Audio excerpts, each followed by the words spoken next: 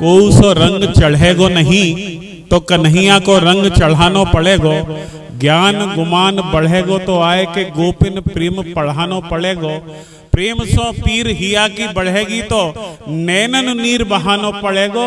गेह को छाड़ के नेह की आस में अंत तुम्हें ब्रजानो पड़ेगो। ये हमारा और आपका सौभाग्य है कि कृष्ण की इस चिन्मय भूमि में रहने का, आने का, जाने का सौभाग्य हमें और आपको, और ब्रजभाषा की सेवा करने का सौभाग्य हमें आपको प्राप्त हुआ है। आज आप लोगों के प्रयासों से ब्रजभाषा का एक संकलन ब्रज गजल के रूप में आपके समक्ष यहाँ पर प्रस्तुत हो चुका है, जिसके विमोचन और काव्य सुमन अर्पित करने के लिए हम और आप यहाँ उपस्थित हैं। इसमें बहुत बड़ी भूमिका है हमारे भाई बम्बई रहते हैं तो ब्रजवासी आदरणीय श्री नवीन सिंह चतुर्वेदी जी का। एक बार चाहता हूँ जोरदार तालियों से अभिनंदन हो उनकी इतनी मेहनत और इतने प्रयासों और आप सबके काव्य सुमन इसमें अर्पित हुए, तब जाकर ये संकलन आपको और हमको प्राप्त हुआ है। और साथ ही इस पुस्तक को, इस बहुत ही सुंदर जो पुस्तक बन के आई है, उसका सारा कार्यभार संभालने की जिन्होंने बहुत मेहनत की है आदरणीय श्री प्रमोद सागर जी, डॉक्टर साहब के लिए एक बार जोरदार तालियां। तो आइए इस कार्यक्रम को विधिवत रूप से प्रारंभ करते हैं। मैं निवेदन करता हूं, सर्वप्रथम ब्रजभाषा की सेवा में अनवरत प्रयास करते रहे वर्षों से, और जहां आवश्यकता होती है वहां खड़े रहते हैं हमारे बड़े भाई के रूप में, हमारे संरक्षक के रूप में अलीगढ़ से चल के आए आदरणीय श्री नरेंद्र शर्मा नरेंद्र जी से कि वो आए उस कार्यक्रम की अध्यक्षता स्वीकार करें, मंच पर अपना स्थान लें। एक बार जोरदार तालियों से अभिनंदन कीजिएगा।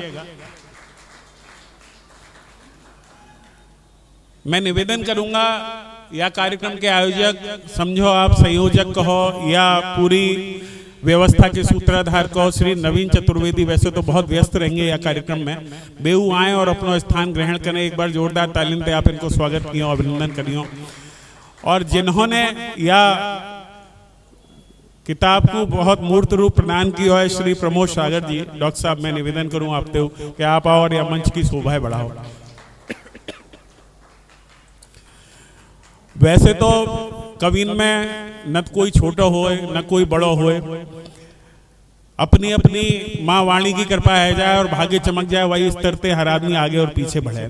लेकिन कछु लोग अपनी प्रतिभा के कारण, अपने बल के कारण, अपने यश के कारण और अपने लेखन की धार के कारण बहुत कछु कहीं आगे निकल जाएं और वो हमारे और आपके प्रेरणा स्रोत बने। तो आप सबन में उम्र तो इनकी बहुत कम है, लेकिन वो बहुत बड़े कवि हैं राजस्थान में, जिनने बहुत बड़ी भूमिका अपनी बनाई हुई है। मैं चाहूँ बाकी कविन की तरफ से प्रतिनिधित्व करते हुए हमारे बड़े भाई श्री सुरेंद्र सार्थक जी से निवेदन करूं कि बेऊ आमे और मंच पर अपना स्थान ग्रहण करें।